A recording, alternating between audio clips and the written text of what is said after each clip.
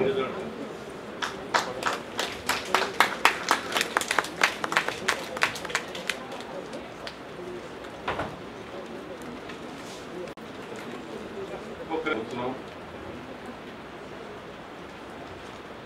జ్యోతిర్వాసు విజ్ఞాన పత్రికలో మన సంస్కారాలను పేట చాలా వ్యాసాలు రాశారు.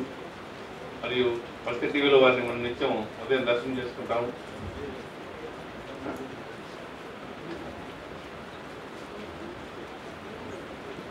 రామచంద్రరావు గారు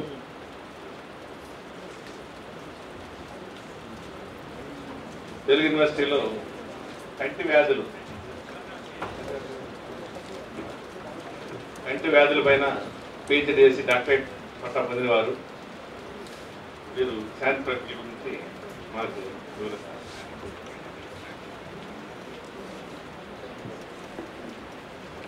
సభకు నమస్కారం.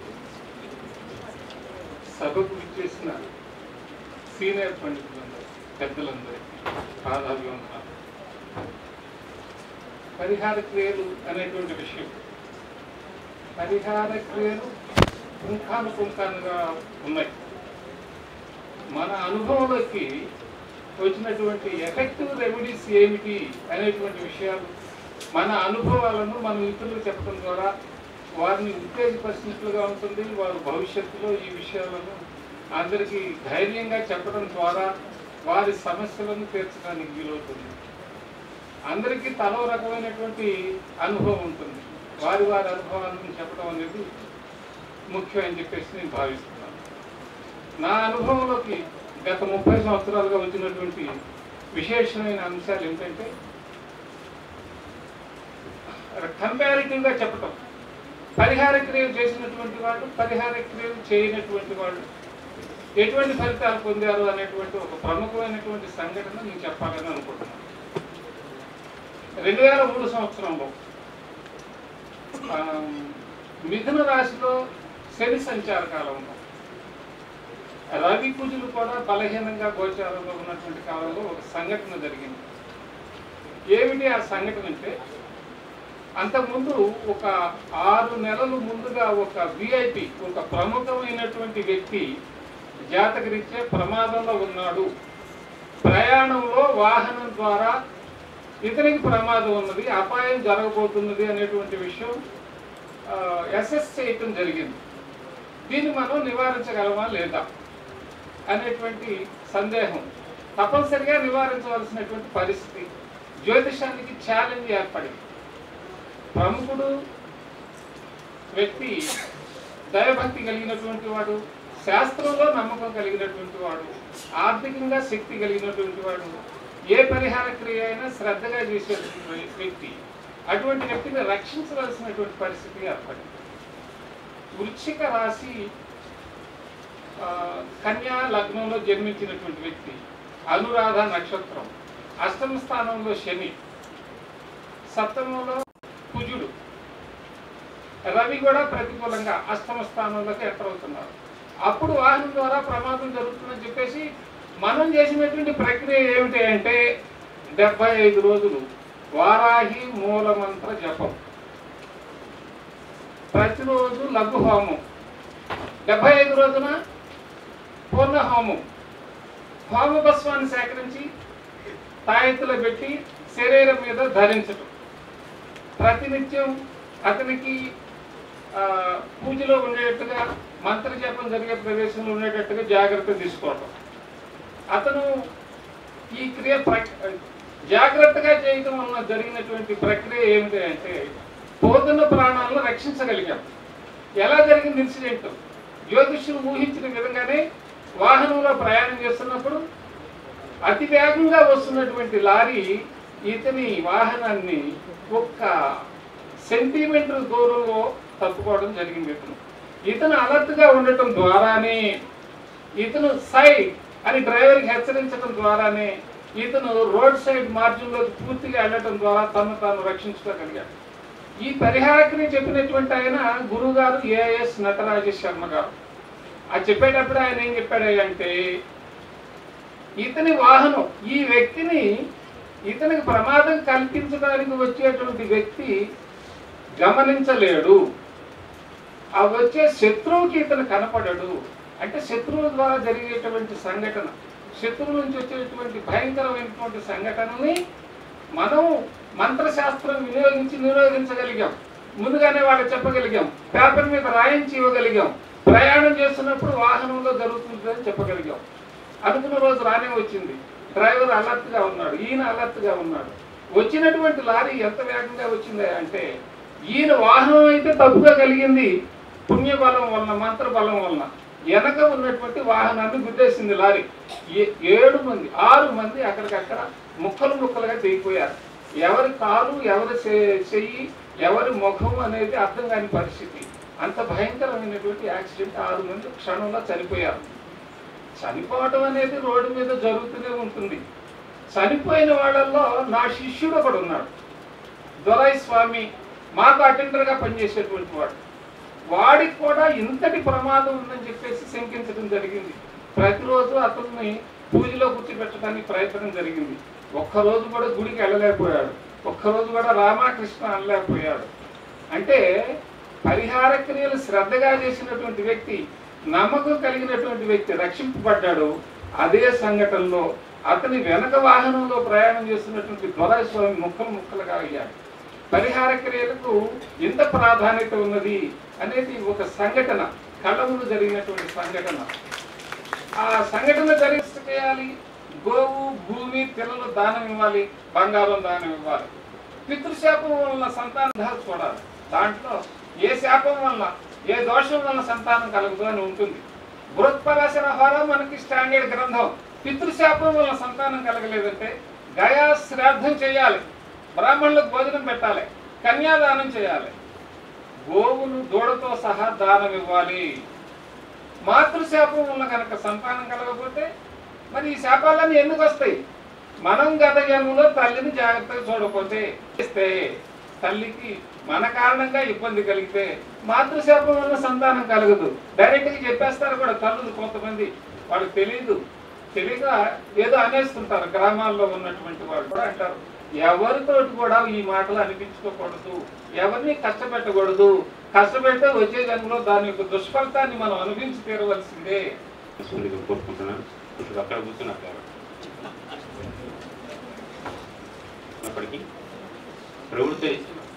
ప్రవృత్తి రీత్యా జ్యోతిషం మీద అత్యంత అభిమానంతో సాంబశివరావు గారికి తెలుగు విశ్వవిద్యాలయంలో స్టాఫ్ ఇప్పుడు సాంబశివరావు గారు వారి కృతజ్ఞతలు రిజిస్టర్ చేస్తున్నారు. వారు ఉపన్యాసం తర్వాత మనం వింటాం. మొదలు ఇక్కడ కూర్చుంటారు. ప్రస్తుతం డాక్టర్ కాపునూరు సేద్యం, దేవతలు, నైవేద్యాలు, శాంతి విధానాలు. అసలు నైవేద్యం ఒక శాంతి విధానం అవుతుందా, ఇది ఏమవుతుంది అనేటువంటి అంశం మీద మామూలుగా టీవీలోనైతే ధార్మిక ప్రసంగాలు చేస్తారు. ఇక్కడ కూడా మాకు కాలధర్మాన్ని దృష్టిలో పెట్టుకొని, ఎందుకంటే ప్రతి వాళ్ళకు సరి అయిన అంశాన్ని అందించాలని చెప్పేసి మనస్ఫూర్తిగా కోరుతున్నాం. మిత్రుడు కాపునూరు గారు.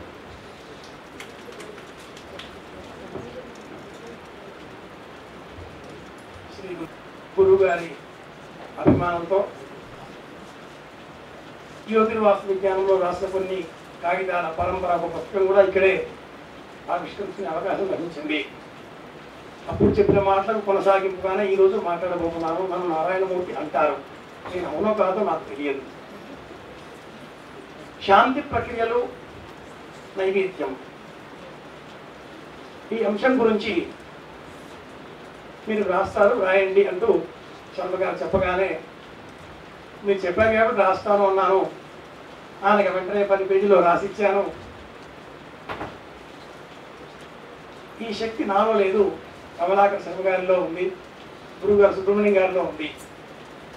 సంకల్ప బలం వారి అయినప్పుడు సాధనం అయినటువంటి యంత్రంలో ఏం శక్తి ఉంటుంది? విసిరేవాడి చేతిలో ఉంటుంది బలమంతా కూడా, చాకరికమంతా కూడా. అది వట్టి రాయి మాత్రమే.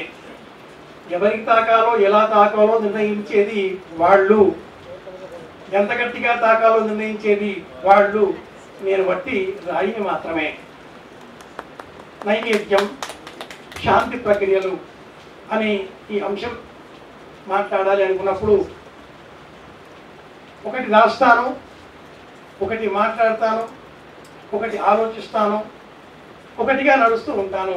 నేను ఇలా ఉన్నా నాకే ఏమీ జ్ఞాపకం ఉండే అంశం కాని స్థితిలో ఉన్నాను.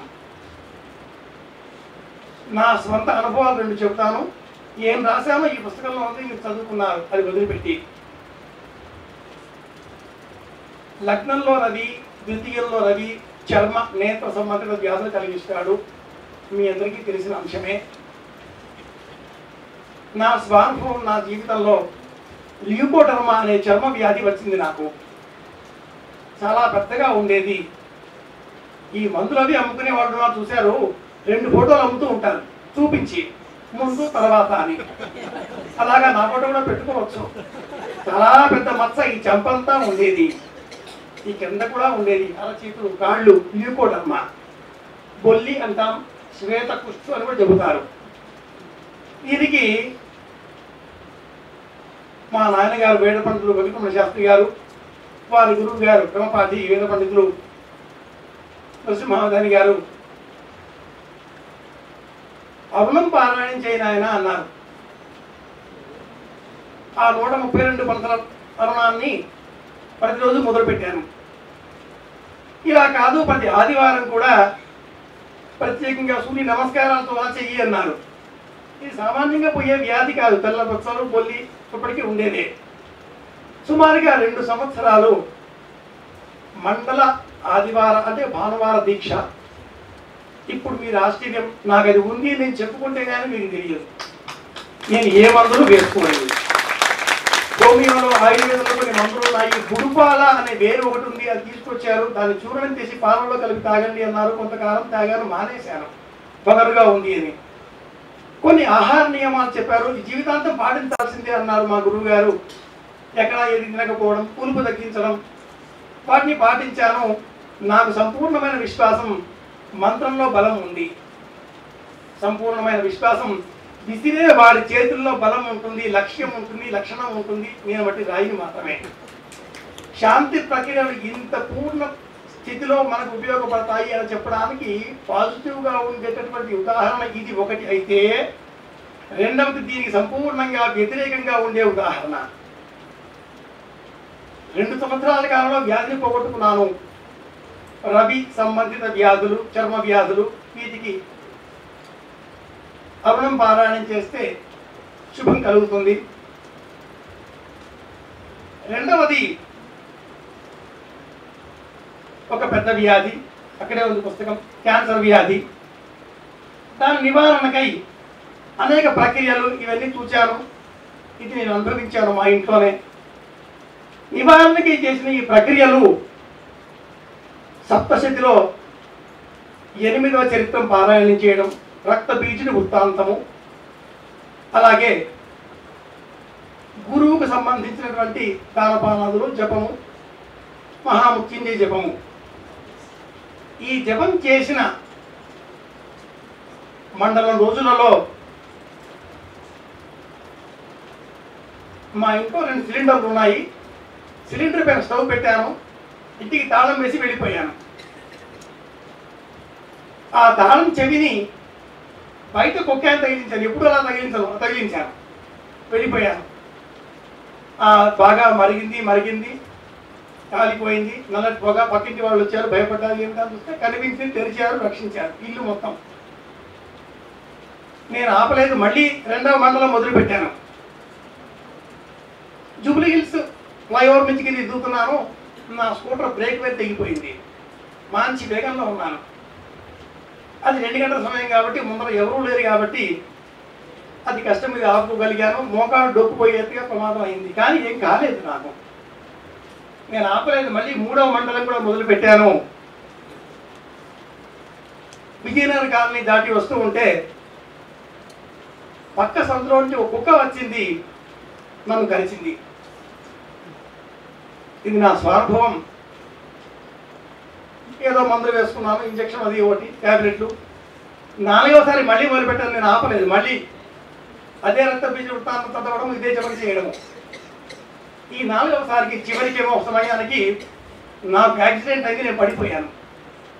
దానికి ఆ 3వ రోజు ఆ వ్యక్తి మరణించాడు.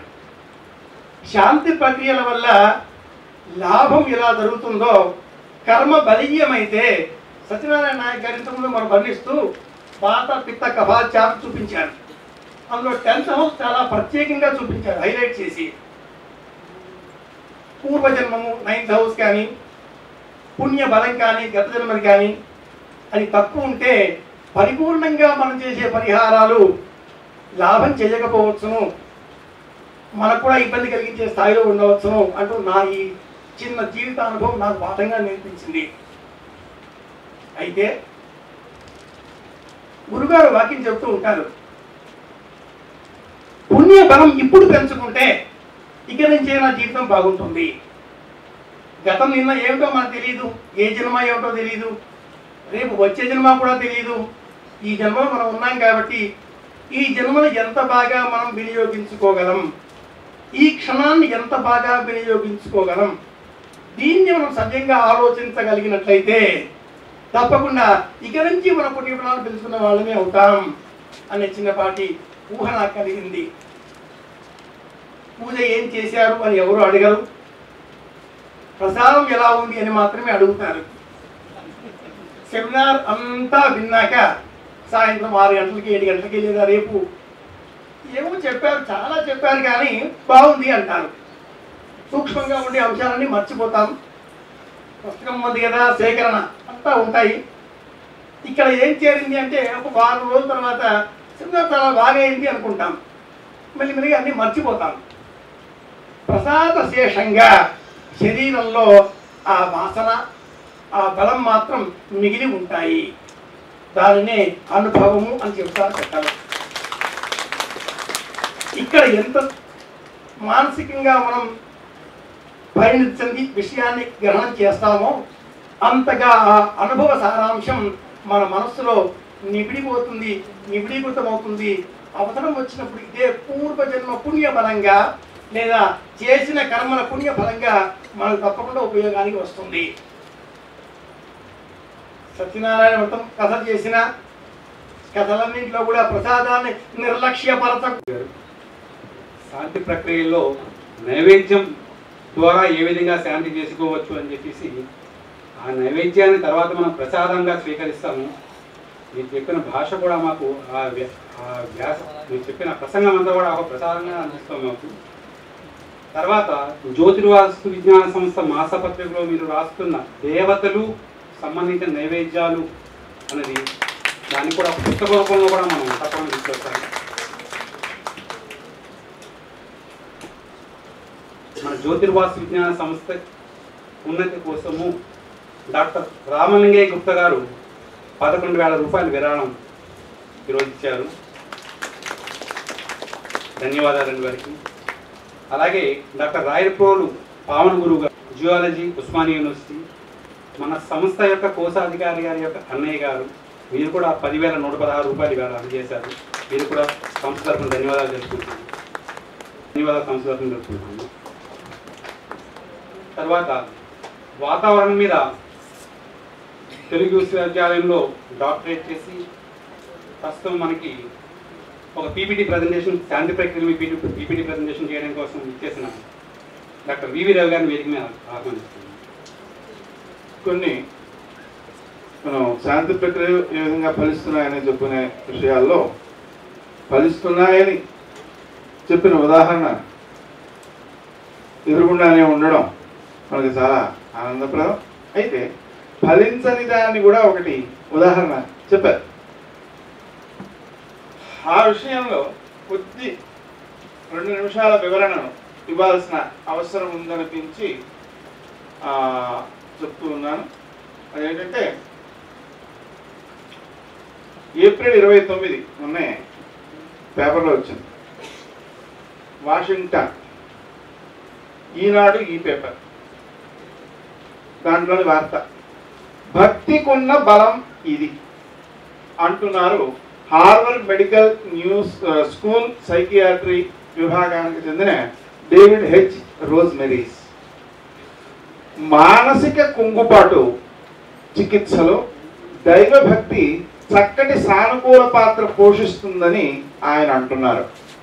మతం ఏదైనా భక్తి ఉన్న వారిలో మిగతా వారి కంటే చికిత్స మెరుగైన ఫలితాలను ఇస్తుందని రోజ్మెరీస్ అంటున్నారు.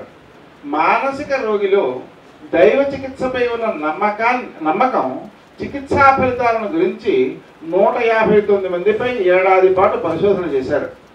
దేవునిపై ఒక మోస్తరుగాను అంతకంటే ఎక్కువగాను నమ్మకం ఉన్నవారు అంతే స్థాయిలో, అంటే అర్థం ఎంత భక్తి ఉందో అంతే స్థాయిలో చికిత్సను విశ్వసించారట. ఫలితంగా భక్తి బొత్తిగానో కొద్దిగానో ఉన్నవారి కంటే వీరిలో చికిత్స మెరుగైన ఫలితాన్ని అందించిందట. కారణం ఏమిటి? నిజంగా దేవుడు ఈ భక్తులను రక్షిస్తున్నాడా అని అడిగితే తెలియదు. కానీ అంటే సరైన సైంటిస్టులా మాట్లాడతాడండి. భగవంతుడు రక్షిస్తున్నాడా లేదా అంటే తెలియదు. కానీ ఎందుకని తన ఆలోచనకు అతీతమైనది, తన పరిధికి అతీతమైనది. ఆ అతీతమైన దాని గురించి నిజమైన సైంటిస్ట్ ఏమనాలి? తెలియదు అనాలే తప్ప లేడు అనకూడదు, భగవంతుడు లేడు అనకూడదు. సరే, సహజంగానే భక్తి మనకు మానసిక సత్ప్రవర్తననిస్తుంది, మనల్ని మనం హింసించుకునే ప్రవృత్తిని అదుపులో పెడుతుంది. ఇవి రెండే అసలు కారణాలు కావచ్చు అని చెబుతున్నారు రోజ్మెరీస్. దీన్ని ఎందుకు వినిపించానంటే, సామాన్యంగా లోకంలో నాకు దోషం జాతకం బాగలేదండి, కొంచెం మీరు ఏదైనా శాంతి చేసి పెట్టండి అని అడిగేవాళ్ళు 99 మంది ఉంటారు. దాంతోపాటు జ్యోతిష్కులు కూడా ఈ జపం చేయించేసుకోండి అని, రవి జపం చేయించేసుకోండి లాంటివి చెప్పేస్తూ ఉంటారు. ఎవరో మన తరఫున చేసేస్తే మనకు పరిపూర్ణమైన ఫలితం రావాలి అంటే అది కష్టం. ముందుగా తాను చేసుకోవాలి, తాను విశ్వసించాలి, తాను చేసేదానికి ఇతరుల యొక్క సహాయం తీసుకోవాలి. ఆ సహాయం తీసుకునేటప్పుడు ఏమైపోయింది? ఈ వ్యక్తి చేసేది ప్రధానమైపోయింది, పక్క వ్యక్తి చేసేది సహాయమైంది. ఆ విషయాన్ని కనుక మనం దృష్టిలో పెట్టుకుంటే ఈ రెండు శక్తులు ఏకీకృతం కావడం వల్ల ఫలితం సిద్ధించే అవకాశాలు మెరుగవుతాయి అనేటువంటిది ఒకటి. రెండోది ఏంటంటే, కొన్ని సందర్భాల్లో ఎక్కువ మంది కూడా చేయాల్సి రావచ్చు, ఎక్కువ మంది చేయకుండా కూడా ఉండొచ్చు. రెండు కూడా. అదేంటంటే ఎక్కువ మంది చేయాల్సి రావచ్చు అంటే, ఒకసారి తాడేపల్లి రాఘవనారాయణ శాస్త్రి గారు ఒక జమీందారు గారు పెట్టే ఒంట్లో బాగుండకపోతే ఆయన్ని గురించి ఒక 40 మందిని పెట్టి 40 రోజుల పాటు జపాలు చేయించేసేయాలి అని చెప్పారు. ఆ 40 మంది జపాలు ప్రారంభం చేసేశారు. వీళ్ళంతగా బాగా చేసేస్తున్నా కూడా ఆ వైద్యుల దగ్గర నుంచి, హాస్పిటల్ నుంచి కబుర్లు రోజు వస్తున్నాయి. ఈ యజమానే తీసుకొస్తున్నాడు, ఇంకా బాగలేదండి, ఇది బాగలేదండి, అది బాగలేదండి, ఇంకా 2 రోజులు అయితే కానీ నమ్మకం లేదండి. ఇలాగా ఆ వార్తలు ఈ జపం చేసే ప్రదేశానికి తీసుకొస్తున్నారు అన్నమాట. తీసుకొస్తుంటే 3వ రోజున వారు ఏమన్నారంటే, ముందు ఈ 40 మందికి 40 రోజులు చేస్తే ఏ దక్షిణలు ఇవ్వాలో ఆ దక్షిణలు ఇచ్చి పంపించేయండి అన్నారు. తాత్పర్యం ఏమిటి? సరే, వెంటనే పిల్లాడు లేచి కూర్చున్నాడు. దీని తాత్పర్యం ఏమిటి అంటే, ఇంత క్రితం వరకు ఈ చేసేటువంటి వారి హృదయంలో బిక్కు బిక్కు బిక్కు బిక్కు ఉంది. అంటే మనం ఇంత కష్టపడి జపాలు చేస్తున్నాము, ఫలితం ఎలా ఉంటుందో ఏమిటో, ఆ పిల్లవాడు అనారోగ్యం చాలా ప్రమాదకరమైనదేమో, ఇలాంటి భావనలతో వీళ్ళుంటే వీళ్ళకి చేసే వాళ్ళకే ఆ పరిపూర్ణమైన విశ్వాసం లేకపోతే, ఆ జంకు ఉంటే, అపనమ్మకం కొద్దిగానైనా మనసులో ఉంటే ఫలితం ఎలా ఉంటుంది అనేది అనమాట. ఎప్పుడైతే దక్షిణలు ఇచ్చేశారో అప్పుడేమిటైంది అంటే, మహానుభావుడు ఇచ్చేది కూడా ఇచ్చేశాడు. ఓ భగవంతుడా, మా పుణ్యాలైనా పోసుకుని వాడిని బతికించుడు ఆయన అని మనసారా కోరుకునే స్థితి పిల్లవాడికి ప్రాణం పోసింది. అందుకని అలా జపం చెయ్యకపోయినా ఫలించే స్థితులు కొన్ని ఉంటాయి, చేసినా ఫలించని స్థితులు కొన్ని ఉంటాయి. ఎందుకని అంటే, ఆ చేసే వ్యక్తి యొక్క, చేయించుకునే వ్యక్తి యొక్క విశ్వాస బలాల యొక్క, సంకల్పాల బలాల యొక్క ప్రభావాలు ఉంటాయి. ఉదాహరణకి ఒక రకమైనది క్యాన్సర్ అనారోగ్యంలో ఓ స్టేజ్ దాటేటప్పటికి ఆ వ్యక్తికి మనసులో బలంగా కోరిక పుడుతుంది. ఏమిటా కోరిక అంటే, బాధ భరించలేకపోతున్నాను, ప్రాణం పోతే బాగుండును అన్న బలమైన కాంక్ష పుడుతుంది. ఆ కాంక్ష పుట్టాక ఇతరులు చేసే ఫలితాలు, ప్రభావాలు అక్కడ ప్రభావం చూపించలేవు. ఎందుకని వ్యక్తి కోరిక కదా అది. అంతేకాదు, క్యాన్సర్ రావడానికి ముందు కూడా నేను చాలా మందిని పరిశీలించాను. అంటే నాకు తెలిసిన వాళ్ళని, నా దగ్గరికి వచ్చిన వాళ్ళనేనండి. చాలామంది అంటే మొత్తం ప్రపంచంలో 1,00,000 మంది క్యాన్సర్ రోగులు ఉంటే 99,000 మందిని పరిశీలించానని కాదు. నా దగ్గరకు వచ్చిన వాళ్ళని నేను పరిశీలిస్తూ ఉన్నాను. పరిశీలిస్తే నేను అడిగింది ప్రశ్న ఏంటంటే, క్యాన్సర్తో వచ్చినప్పుడు మీకు ఈ క్యాన్సర్ రావడానికి ముందు 1-2 సంవత్సరాల లోపల మరణించాలనే కాంక్ష బలంగా పుట్టిందా అని అడుగుతున్నాను. నాకు ఇంతవరకు సమాధానం చెప్పిన వాళ్ళందరూ కూడా అవును అనే చెప్తున్నారు. దీని అర్థం ఏమిటి? మరణానికి సిద్ధపడే మానసిక స్థితి కుజునిది. క్యాన్సర్ అనే అనారోగ్యానికి కారకుడు కుజుడు. కరణించాలనే కాంక్ష పుడితే తప్ప అసలు క్యాన్సరే పుట్టదు అనేది ఇప్పటి వరకు ఉన్న అనుభవం. ఎప్పుడైతే మనం ఓ కోరిక కోరేమో ఏర్పాటు చేయడం ఎంతో ముదావహం. ఎందుకని? శాంతామహంతో నివసంతి సంతః వసంత వల్లోకహితం చరంతః తీర్ణా స్వయాంధీమ భావార్ణవాజనాన్ ఆహేతునాన్యపి వసంత ఋతువులాగా లోకహితంతో చరిస్తారు. కాబట్టి ఆ రకంగా సివిపి సుబ్రహ్మణ్యం గారు, సాయి కమలాకర సుబ్బు గారు ఇత్యాది పెద్దవాళ్ళందరూ కూడా ఏర్పాటు చేసిన సభకి అభ్యాగతి స్వయం విష్ణు అంటే దైవస్తూపులైన మీ అందరూ కూడా వచ్చినందుగాను నేను కూడా 4 మాటలు చెప్దాం అనుకుంటున్నాను. శాంతి ప్రక్రియ. శాంతి దేని లక్షణం? శాంతి ఆత్మలక్షణం. సచ్చిదానందం. సత్ ఈజ్ ఎగ్జిస్టెన్స్, చిత్ ఈజ్ అవేర్నెస్, ఆనంద ఈజ్ బ్లిస్. మన రూపమే, మన భావమే శాంతి. కానీ అదంతా మర్చిపోయి శాంతి కోసం ఎక్కడెక్కడో వెతుకునేటువంటి దుస్థితి దాపరించినటువంటి వేళ మరల మనం క్రమమైన మార్గంలో పడవలసిన అవసరం వచ్చింది. కాబట్టి ఈరోజు సర్వశాస్త్ర పురాణేషు వ్యాసస్య వచనం ధ్రువం పరోపకార పుణ్యాయ పాపాయ పరపీడనం. అశాంతి వ్యాధులు ఎందుకు వస్తున్నాయండి? మనం చేసిన పాపం మన పుణ్యాలు మనకు వెనక్కి వస్తాయి. బ్రహ్మ మీ ముద్దిటి రాయుడు ఎవడు రాయడండి. బ్రహ్మ మన నుదిటి రాత ఎప్పుడు రాయుడు. వ్రాత వెంట గాని వరమీడు దైవంబు, చేతబలది గాని వ్రాతరాదు, వ్రాత కజుడుకర్త చేతకు దాగర్త. మీరు ఏ పుణ్య పాపాలు చేస్తే ఆ ఫలితాలు ఇప్పుడు వస్తాయి. బ్రహ్మరాయల అజ పుట్టక ముందర మీరే కర్త. ఈ జన్మలో చేసే మంచి పాపాలకు మరలా తాగర్త మీరే కర్త. కాబట్టి మనం జాగ్రత్తగా మంచి పనులు చేస్తూ పూర్వకాలంలో మనకు తెచ్చేసిన పాపాలని కొంత అనుభవిస్తూ, కొంత మంత్రశాస్త్రం ద్వారా ధ్యానం చేస్తా తొలగిస్తూ ఉన్నట్లయితే మన జీవనం శాంతిగా వెళ్ళిపోతుంది. మనం కూడా జీవాత్మే, భగవంతుతో ఆనందరూపమే. నిష్కళం నిర్మలం శాంతం వ్యోమాతీత నిరంజనం తదేవ జీవరూపేణ పుణ్యపాప ఫలైవృతం. ఈ జీవుడి దేహం ఎత్తిన తర్వాత కర్మలు అనుభవించడానికే ఇది కర్మ శరీరం. దీని కర్మల్ని మనకు అందించేది శుభపాప ఫలితాలని 12 స్పోక్స్ ఉన్నటువంటి జోడియాకు, 12 నెలల జోడియాకు. గదసార మహాచక్రే పుణ్యపాప నియంత్రిణం తావజ్జీవం భ్రమజ్జీవం యావత్సత్యం నవించతి. ఎప్పుడైతే జోడియకు ఏష్టాది ప్రకారం కష్టాలు నష్టాలు ఎలాగైతే సూచింపబడ్డాయో, ఏమిటి కష్ట నష్టాలు? పూర్వజన్మలో నువ్వు చేసినటువంటి పుణ్యం కోణాలు 1-5 చూపెడతాయి. పూర్వజన్మలో నువ్వు చేసిన పాపం 6-8 కార్డ్స్ చూపెడతాయి. ఈ జన్మలో చేసేటువంటి విల్ పవర్ని కేంద్రాలు 4-7 చూపెడతాయి. నీకు వచ్చినటువంటి జ్ఞానం, విజ్ఞానం, ధనం యొక్క సంపత్తు 2 చూపెడుతుంది. సమాజానికి నువ్వు ఏ రకంగా ఉపయోగపడతావు 3 చూపెడుతుంది. ఎప్పుడైతే 11th డిజైర్ ఫుల్ఫిల్ అయిందో, 12 is not fulfilled by 11th because when the desire is totally fulfilled, you reach to moksha. That is the meaning of the 12 houses. పూర్వజన్మార్జితం కర్మం వ్యధరూపేణ పీడితం తశాంతి ఓషధై ధ్యానై జపహోమ క్రియాదిభి. వ్యధ కలిగించినది వ్యాధి.